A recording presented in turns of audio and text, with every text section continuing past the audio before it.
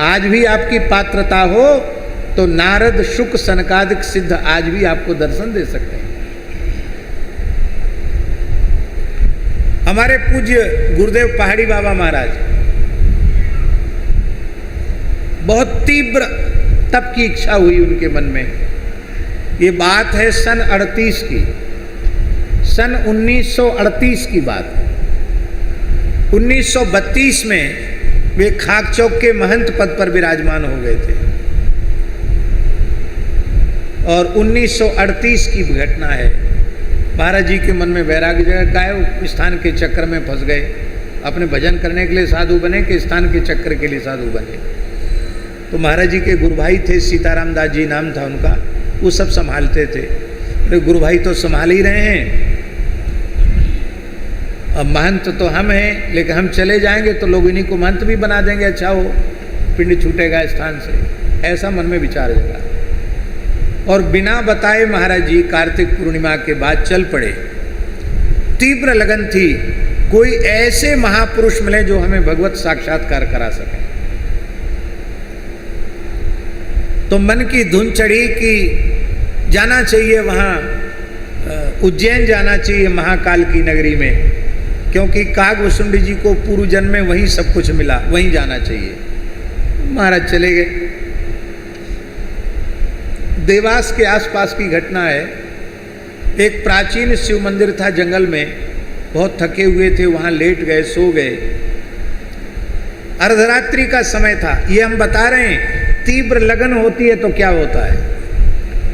तो अर्धरात्रि का समय था और अकस्मात डमरू का शब्द सुनाई पड़ा और महाराज जी की जटाओं को पकड़कर किसी ने खींचा।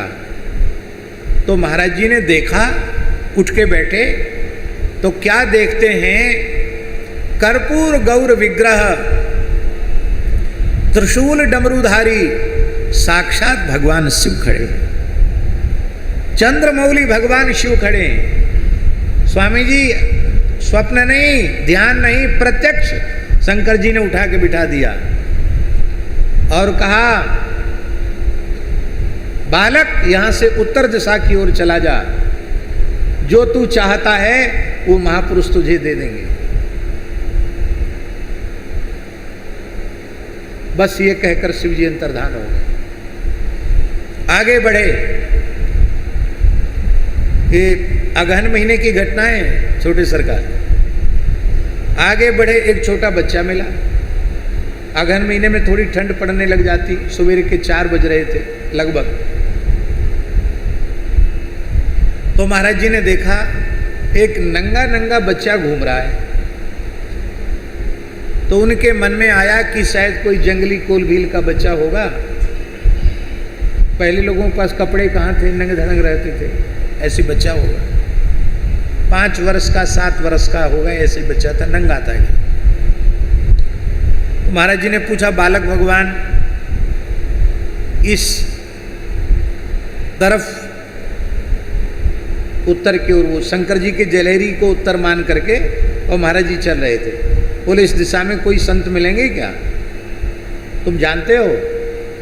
वो बालक बोला, साधारण महात्मा नहीं है, एक चमेली के लता के नीचे एक महात्मा बैठे हैं, ऐसे संत हैं कि मिट्टी छू दें तो मिश्री हो जाए, मिट्टी को छू दें तो मिश्री बन जाए। तो महाराज जी चल पड़े आगे। वहां जाकर क्या देखते हैं, एक महात्मा अवधूत संत, मस्तक पर कोई तिलक का चिन्ह नहीं है, इकहरा शरीर है, गौर वर्ण है, जटा ऐसे चमेली के झाड़ पर फैले हुए हैं और ऐसे बैठे, सामने धूना चैतन्य है।